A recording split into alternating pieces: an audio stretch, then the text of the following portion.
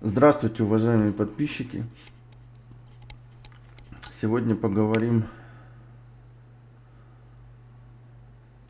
на тему клад фашистов, клад фашистской Германии. Зайдем на Zen.Яндекс. Куда пропало золото нацистской Германии? О золоте Третьего Рейха ходят легенды, и до сих пор они не умолкают. То тут, то там в Германии находят клады или пустые хранилища. Все находки приписывают нацистам. На сегодняшний день не снять несколько версий, куда пропало золото фашистской Германии и где его нужно искать. А было ли золото?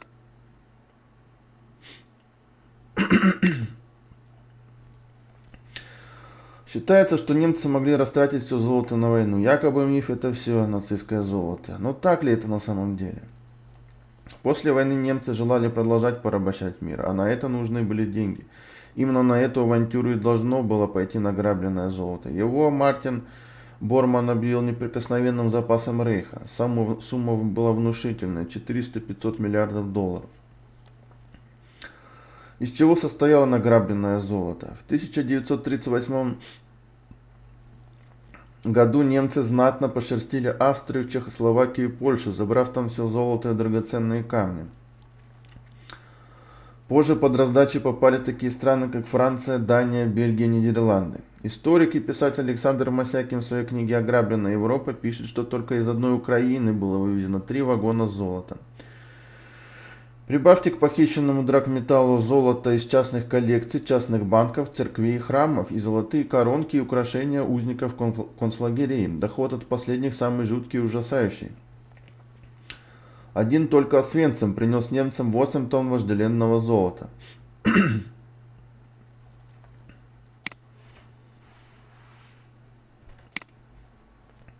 Золото узников концлагерей. В 1943 году в Берне произошла встреча принца Макса Эгона фон Гогенлоэ с руководителем управления стратегических служб США Алленом Далласом. Есть мнение, что переговоры нацистов и американцев тогда ни к чему не привели, однако это не так. Немцы могли найти путь, по которому впоследствии вывезли золото из Европы. В 1944 году по Европе пошли эшелоны, перевозившие ворованное золото. В одном только Будапеште золото нагрузили аж 80 вагонов. И так получилось, что этот поезд долгое время стоял на территории Австрии. Там и пропал. Один из золотых составов в марте 1945 года попал в руки американских солдат. Большую часть американцы захапали себе. Некоторую часть вернули Венгрии, в основном украшения. Слитки поехали в Новый Свет. 38 вагонов с драгоценностями узников концлагерей также попали к американцам, да там и пропали. Американский генерал Марк Кларк уже в 1948 году прямо заявил, что золото они отдавать назад не будут, ибо неизвестно, чье это золото. Выкрутились. А золото так и пропало в недрах американской казны. Вот поезда исчезнувшие. В горах Австрии пропал не только тот состав с 80 вагонами. Туда немцы свозили собственное золото, вытаскивая его из подвалов Рейхсбанка, тонны платины, килограммы бриллиантов и прочих драгоценных камней.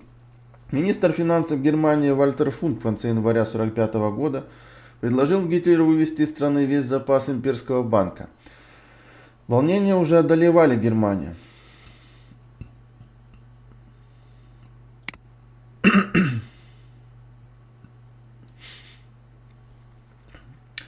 Поезд под номером 277 с 24 вагонами вышел из Берлина.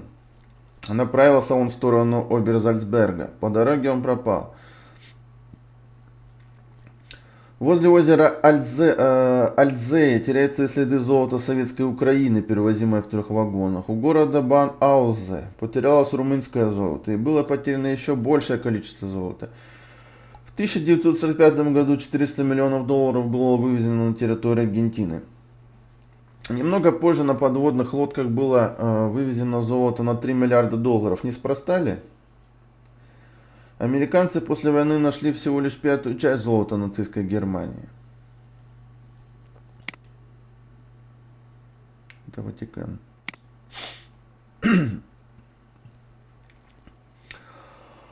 А может, все пропавшие вагонные иллюзии взяли немцы, да и вывели свои деньги через банки? Нет. Пытались нацисты летом 44-го вывести деньги в Чили, Аргентину и Перу через швейцарские банки. Но данные операции технически казались невозможными.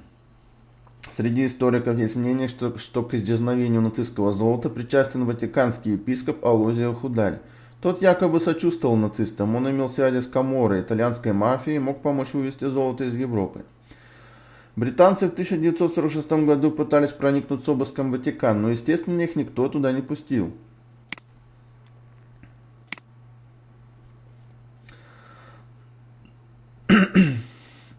На конференции в Потсдаме в августе 1945 года было решено, что весь золотой запас нацистской Германии должен быть поделен между СССР, Британией, США и Францией. Уже на следующий год союзники создали трехстороннюю комиссию, в деятельность которой входил поиск золота и прочих драгоценностей. СССР в состав этой комиссии не вошло. Улов был не слишком и большим, нашли золото всего на 60 миллионов долларов, капля в море золота нацистов. До 1997 года удалось найти еще 329 тонн золота.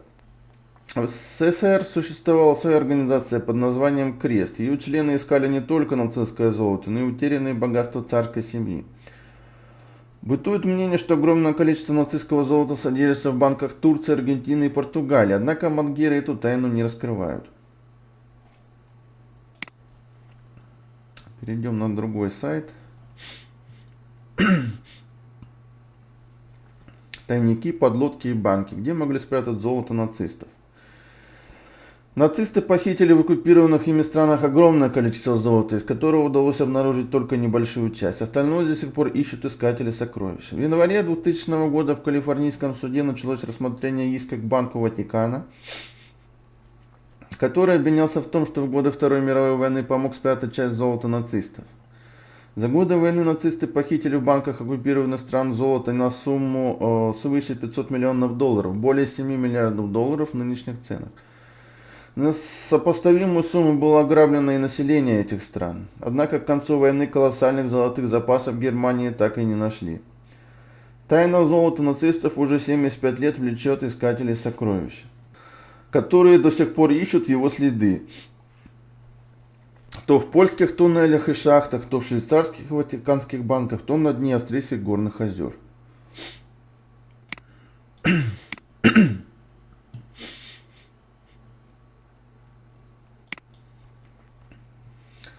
Весьма популярным местом поисков нацистского золота является Польша. Еще в послевоенные времена польскую армию нередко привлекали к поискам оставленных нацистами тайников и кладов.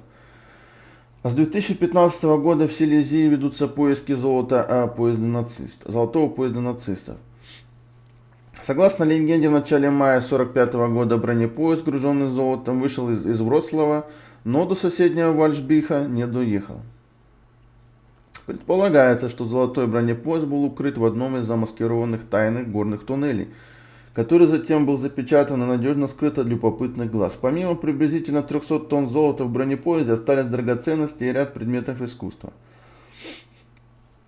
Летом 2015 года была снаряжена масштабная экспедиция, которая выбрала место поисков, основываясь на признаниях некого пожилого нациста, признавшегося перед смертью, что был свидетелем тайной операции. Однако за 4 года поисков никаких следов золотого поезда найти не удалось.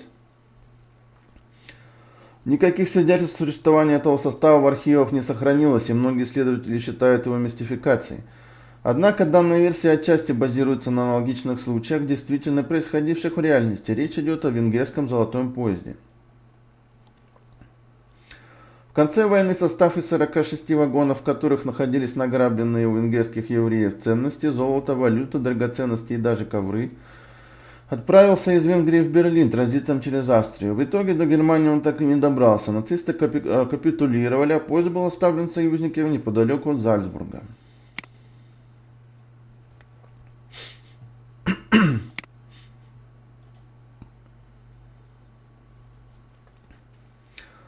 Банк Ватикана неоднократно подозревали в том, что часть нацистского золота могла быть укрыта в нем.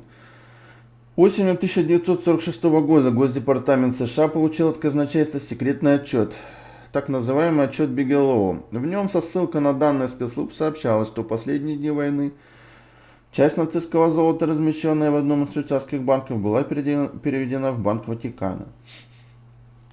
Кроме того, существовали серьезные подозрения в том, что в Банке Ватикана хранилось еще и золото, награбленное усташами.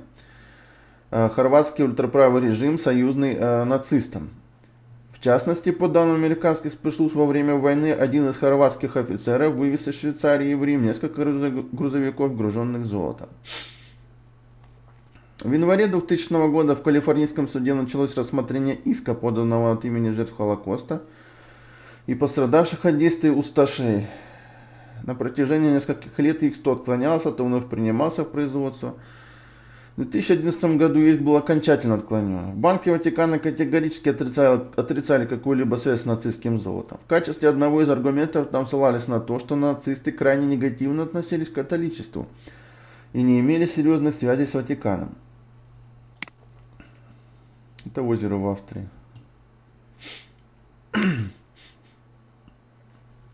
Озеро Топлидзе.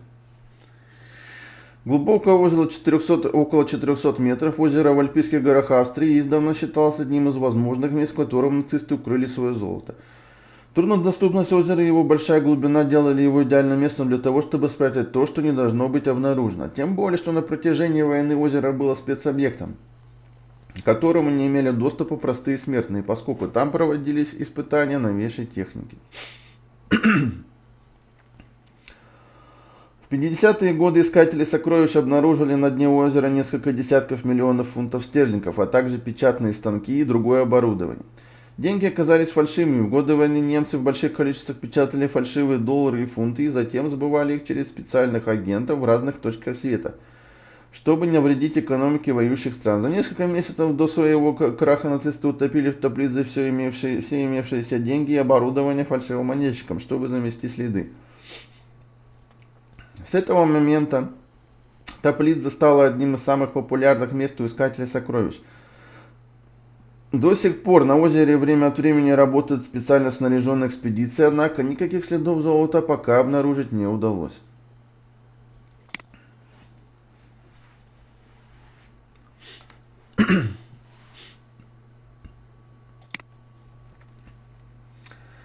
Пользуясь большой популярностью версия, согласно которой золото НСДА вывозилось в Южную Америку на подводных лодках. Наиболее часто золотыми считают две подлодки Ю-534 и Ю-977. Обе направились в Аргентину в первых числах мая 1945 года. Первая из них была подбита сброшенной с самолета глубинной бомбой возле Ютландии, правда, большая часть экипажа спаслась. Вторая благополучно добралась до Аргентины. Предполагается, что на этих лодках перевозили золотые слитки для правительств латиноамериканских стран в качестве компенсации за приют беглым нацистам. Либо эти деньги предназначались непосредственно для обустройства беглецов на местах. Однако экипажи обеих подлодок всегда отрицали перевозку золота. По их словам, они направились в Аргентину, опасаясь попасть в советский плен и решившись укрыться в Латинской Америке. В 1986 году были установлены точные координаты утонувшей подлодки Ю-534. В связи со слухами о нацистском золоте один из датских миллионеров за свой счет профинансировал работы по подъему судна. Однако ни одного золотого слитка на лодке так и не нашли.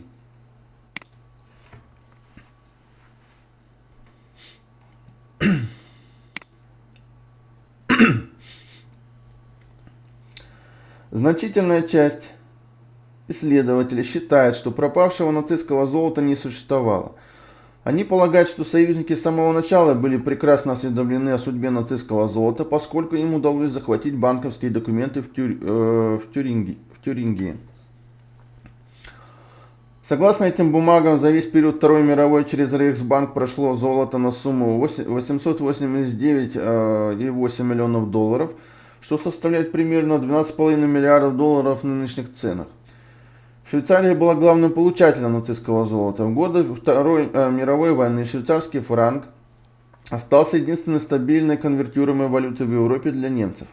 Нацисты, жизненно нуждавшиеся в поставках нефти, хрома и вольфрама из нейтральных стран, вынуждены были покупать все это при посредничестве Швейцарии.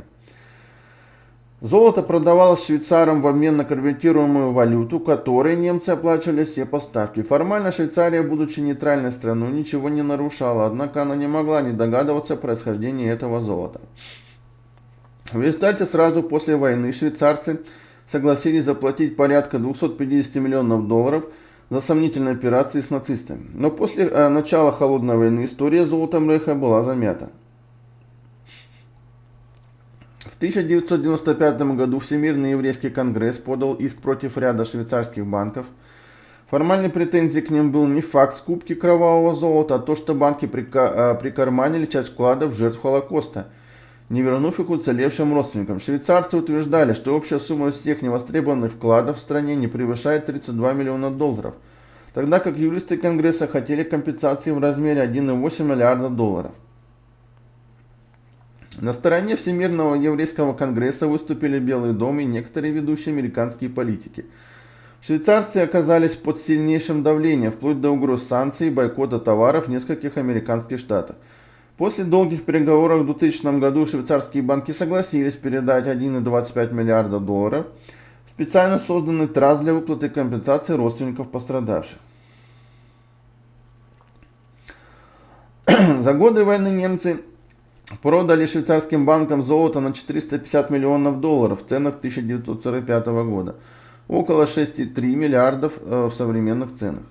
Большая часть этого золота была обменена на валюту. Часть немецких слитков при посредничестве Швейцарии была передана Португалии в счет поставок вольфрама.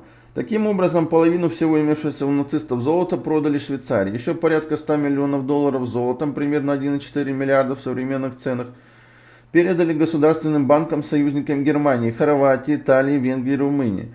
Либо в качестве финансовой помощи, либо в счет поставок ресурсов. Остальное истрачено внутри страны. К моменту окончания войны немецкие резервы насчитывали золото менее чем на 300 миллионов долларов, чуть более 4 миллиардов в современных ценах.